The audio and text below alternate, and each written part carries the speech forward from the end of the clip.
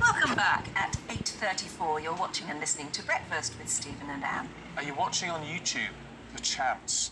If you are, click the subscribe button. It costs you nothing. We'll keep you up to date with everything that is going on. We are 300 away from 500,000 subscribers. And that's pretty good because we only just got it going a while ago, didn't we? Yeah. So please, hit the button, like and subscribe, or subscribe and love, or whatever you do when you're on it.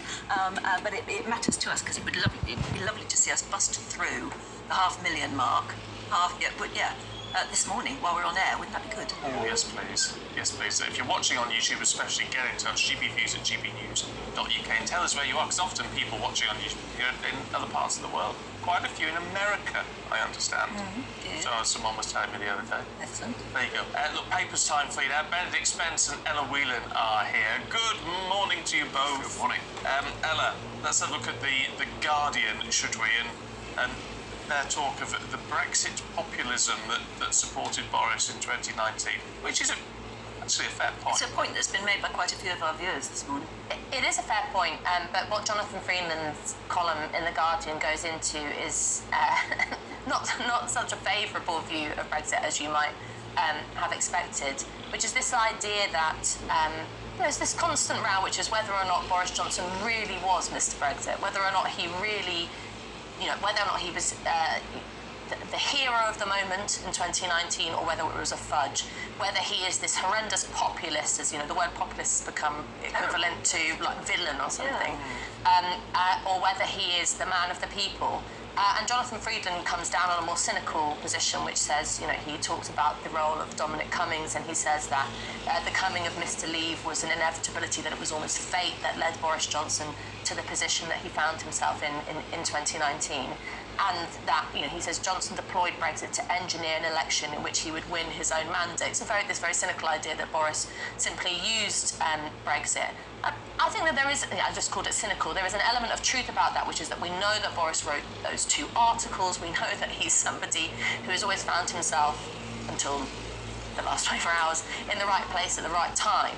But I think the question of the Brexit legacy is a really important one, because for those of us who voted for it, which I did, and indeed those people who voted Remain but understand and respect democracy, there is a big question mark now over Brexit. We know that lots of people inside and outside of government were rubbing their hands at the prospect of Boris Johnson going, because now the floor is open for a Remainer to come in, but not just a Remainer, someone who wants to, tinker with our relationship with the European Union, maybe go back into the single market, maybe make some concessions. Well, and those comments from Eva Hofstadt on Twitter yesterday, sort of implying, we're going to have a much better relationship with the UK.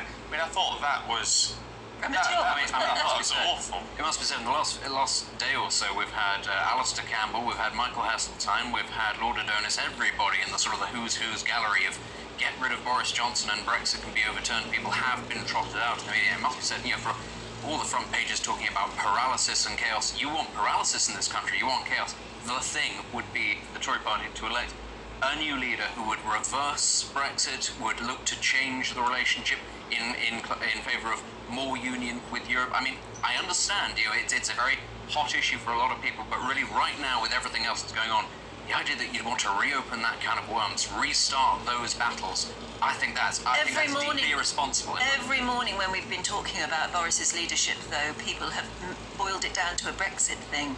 There's a lot of people getting in touch. See Brexit in absolutely everything that's happening. Yeah. But I think the important point about that is, there's this tendency to treat Brexit as just a policy area, that it's simply about, things like trade, important things, but sort of not less political things, but things like trade, or the specifics of fishing, or the specifics of immigration, and things like that. In actual fact, that's missing the point that the whole exciting aspect of what happened in 2016 was that it was a challenge to the official order of British politics, the establishment. It was a shake-up. And, Boris, unfortunately, squandered that sort of revolutionary democratic intent by, clamping down on civil liberties throughout the pandemic, not being serious about levelling up, not doing all these things. The kind of Brexit legacy he didn't take on board seriously. But there's a bigger question for any politician that now comes into the role of Prime Minister, which is what are you going to do with a large mandate from 2019 that was excited about the prospect of change. And I think that if you lose that that is the Brexit spirit, never mind the Brexit policy aspect. And if if a Remainer or a Ramona or someone who's intent on making Brexit an issue comes back in and squanders that further, then I'm very depressed about the prospect of politics. Yeah. Let's look at the runners and riders then, Benedict. Ooh. In the Times. It's so many of them. It's so exciting, which I think tells you exactly about the situation we are in terms of who is actually good enough to take over. Is that we have quite literally no idea because there are so many.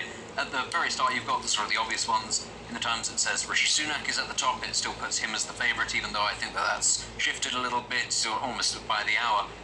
After that, you have Sajid Javid. The former health secretary who resigned twice on Boris Johnson, wants to get rid of Dominic Cummings and wants to get rid of the Prime Minister himself. So, not a bad innings if getting rid of people is kind of, your main aim, but doesn't necessarily inspire confidence or stability.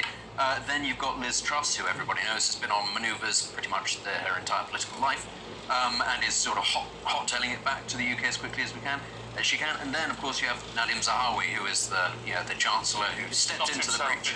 Well, I thought it was very funny that Sajid Javid, having plunged the first knife in all those hours ago, Nadim Zahawi then comes in, patches him up before probably stabbing himself. Well, that's right. He let Boris promote him and then got rid of Boris. I mean, he has rolled the dice. It must be said, of all the political careers of the Boris Johnson sort of era, his has been the most sort of meteoric and impressive, actually. He's done a very good job. He's risen from almost obscurity to vaccines minister to education, now Chancellor. But has he, in such a very short space of time, really gambled and potentially lost? Because a lot of people are very disappointed that he propped up Boris Johnson, and a lot of Johnson supporters are then subsequently disappointed that so quickly he came out very publicly and said it's time to go. Very clever tactics, though, you could argue. I tell you what, he's put himself front and centre of the conversation. Everybody must be. Who's Suella Braverman? Yeah, Who's she working for? Well, because she's got to be almost a bit like a stalking horse figure, hasn't she, in all of this? Because she doesn't stand a chance. I know, but this is the thing. When you saw her declare her intention to stand on national television in this very kind of pantomime, almost kind of a way, I think that this is the problem about the Westminster bubble. So I think lots of these politicians don't realise how things come across to people sat at home watching and listening, which is that you just think this is just a game for these people. It's why I highlighted Jonathan Freeland talking about fate in The Guardian. There's this idea that even Boris Johnson in his resignation speak saying, "Oh, them's the breaks. This is how this world plays."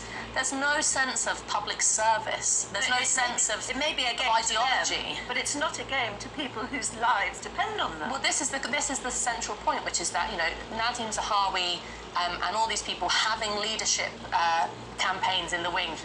Rishi Sunak buying a website or something that I've heard recently in the last 24 hours, and launching Twitter pages for their campaigns. It's just so self-serving, and we do need a leadership election. These things have to happen. That's the process. Blah blah blah.